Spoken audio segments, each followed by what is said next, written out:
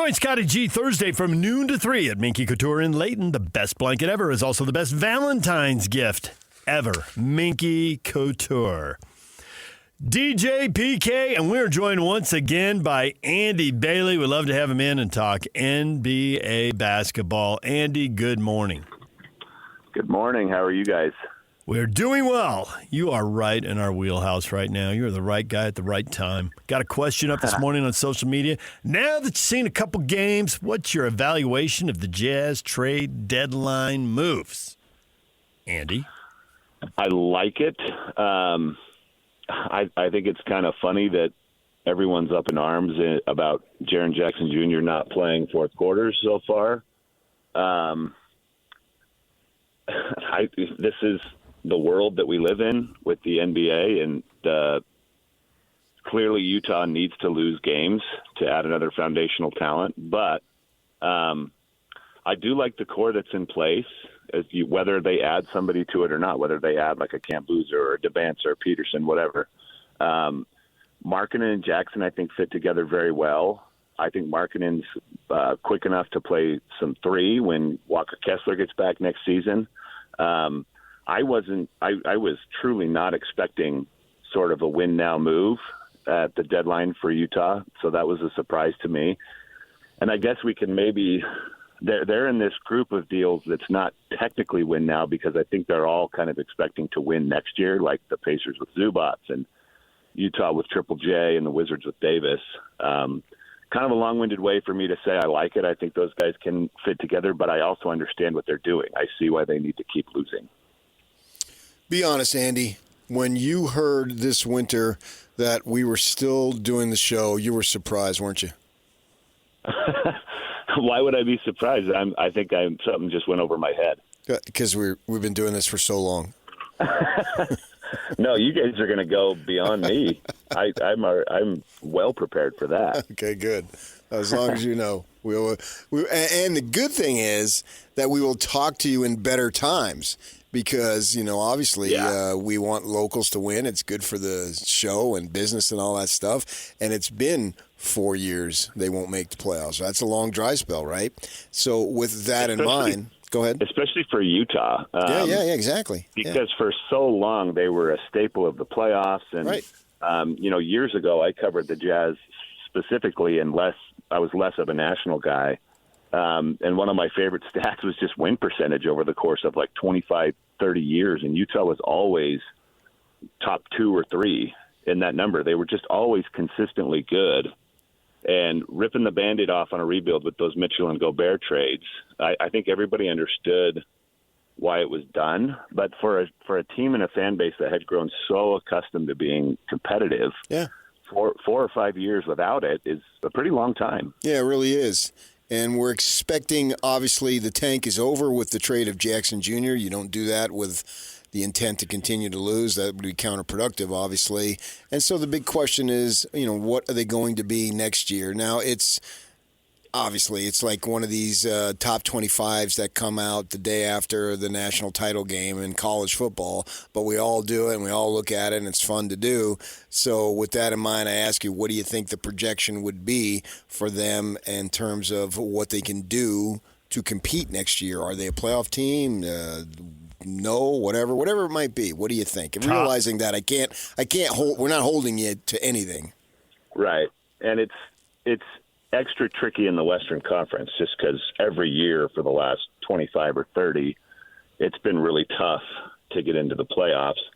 But I do think if they have, and these are numbers that I think extend back at least the last 2 or 3 years. When Walker Kessler and Lauri Markkanen play together, they've typically been pretty good, if not very good. And now Keontae George, I think, is a lot better than he was 2 or 3 years ago. And so if you have that Markkanen-Kessler foundation, you add Triple J, you add the still developing Keontae George, and maybe you do get somebody like Boozer, Debance, who may not be ready to contribute right away, but I think could certainly help at least a little bit. I think you can at least compete for a play-in spot, and that might sound kind of rough. Again, for a team and a fan base that was so used to winning for so long. But in the Western Conference, it's just kind of difficult to project much more than that. There's just so many good teams every single year, and even if Utah is 44-38 or whatever next season, that's probably 8th, 9th, 10th, somewhere like that. But at least fans will have a chance to watch like meaningful basketball games again, and I think a lot of the fan base is probably hungry for that. Well, they're definitely hungry for that. I also think they're hungry for, playoff success. And since Stockton and Malone, well, Stockton retired, Malone went to L.A., and he retired a year later, they've missed the playoffs 12 times and qualified 11. And since Sloan retired, they've missed 8 and qualified 7. And there's only one Western Conference final in that whole stretch, and that's way back in 2007. So, if 20 years is a generation, and maybe some people say it's 25 or 30, but if we say 20 years is a generation, well, this is year 19. So right. I like the move too, but you didn't say you love the move. And I think the difference in there, the wiggle room is, as good as Jaren Jackson Jr. is, he's getting $50 million. Now, yeah. Markkanen's in the same neighborhood. Markkanen's maybe $1 million or $2 million short, but he's right there, and he will get to 50. So they've got to sign Kessler this summer, and there's a gap. At least there was. Maybe that gap's been closed. Maybe they're coming to. Maybe it's going to come down to he's restricted, and they'll just have to either match or not match whatever he comes in with. A year later, they got to sign Keontae. Do you think it's all coming together and they could be back in a conference final? Can you see that in this, say, next 3-year window where everybody's signed? Because after that, the whole thing could turn upside down. I mean, everybody will hit free agency. Who knows what will happen? Team building isn't a 5 or 7 year thing anymore. No, stuff turns over pretty rapidly it can. In the NBA these days. And I think the distinction that you made between like and love is fair, because I probably would not say that I love it, because Jaren Jackson Jr. is a great player. I don't know if he's like a franchise cornerstone. I guess he technically was for a pretty good Memphis team for a long time, but he's not the kind of guy who I think will push you to a conference finals. Now, maybe George or Markkanen is, but in such a tight window, when teams like the Thunder are still around and their guys are under contract for the next 3 or 4 years, and I think Jokic probably has a few really good years left. The Spurs are ahead of schedule somehow. I think they kind of upend the Western Conference hierarchy a little bit. So I would be pretty hesitant to say confidently that they can get to a conference finals. But like I just said, things change rapidly. They do. Yeah. Maybe Keontae George is not done. Like, we saw a leap from him this season, and maybe there's another one next season. That's not out of the question. And that's kind of what made Utah a lot better than people expected the last time they had a good team, was Donovan Mitchell just kind of shot out of a cannon.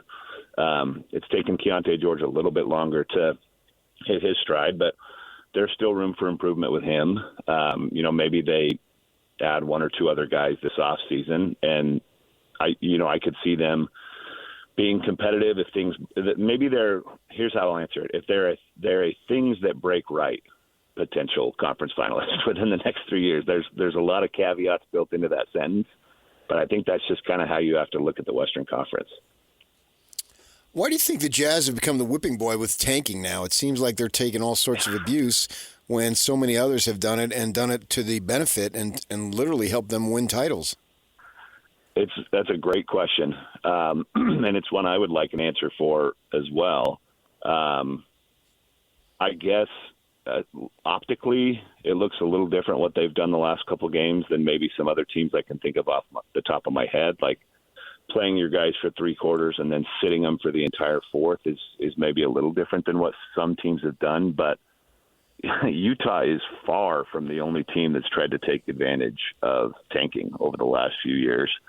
And we just saw multiple teams richly rewarded by it over the last few years. The Spurs get Wembanyama. The Thunder load up their roster the way they did. The Spurs' whole dynasty 25 years ago, or 30 years ago at this point, started because of a tank or a gap year. This has been around for a long, long time, and I can't even begin to blame Utah for what they're doing, because I think they did the right thing when they traded Gobert and Mitchell. I do think that partnership had probably reached its peak, and they have chased lottery odds basically since then, and they just haven't been rewarded. And I understand chasing until you get the reward. I mean, how many, you guys probably know this better than I do, how many of these years have they actually moved down in the draft? Last year. Never once. Never once. They've always never get once penalized. They've never once They're moved. against us, Andy. Let's call it like it is. You're a lawyer. You believe in conspiracy. It's hard not to when I watch the NBA as much as I do. I'll put it that way. Yeah, so it's ridiculous, frankly. I think the national reaction to what Utah is doing, because the other thing that I haven't mentioned too is if you're a small market in the NBA, there really aren't any other avenues for a team building. Like, this is it. This is how you have to do it. So I don't blame them one bit, and I frankly find a lot of the national reaction to it silly and stupid. Yeah, I agree. I'm intrigued that you think so much of the Western Conference, and I certainly agree. The history says it's really good, and it's certainly way better than the East. We're seeing that as the Jazz, with whatever partial lineups they run out there, look really good against Atlanta and Miami, and pretty good against Orlando for that matter too, who are sitting 7, 8, 9 in the East. And the Jazz aren't even really trying to win right now. And next year, I'm thinking Sacramento, New Orleans, and Memphis are going to be worse than the Jazz, those three. But I can see the Jazz catching Dallas and Portland, and I'm not clear with the Clippers, Warriors, and Lakers how much they're going to go to a rebuild. Now, the Lakers have Doncic, so they can only go so far down. But they're a team that could be vulnerable to one injury because their roster seems to be so top-heavy. I'm not completely convinced what direction the Timberwolves are going at this point. So when I hear people talk top six, I know there's no way it's a lock. Let's get all the way through the summer and see what roster moves. But it's like I can't completely rule it out right now. I didn't hear that level of optimism in your voice. Well, I think the way that you framed it is probably accurate, to say that you can't rule out top six. And maybe a better way for me to frame the Western Conference is there's going to be 2 or 3, maybe 4 teams that they just probably can't catch. That would be the Thunder, the Nuggets, the Spurs. I may be missing one at this point. Rockets, maybe? Yeah, maybe the Rockets, but they've been a little bit worse than I thought they would be this season. So maybe they're kind of in this next group, or the last group. I'll save this group for last. Then you mentioned some teams that I think are definitely going to be bad next season.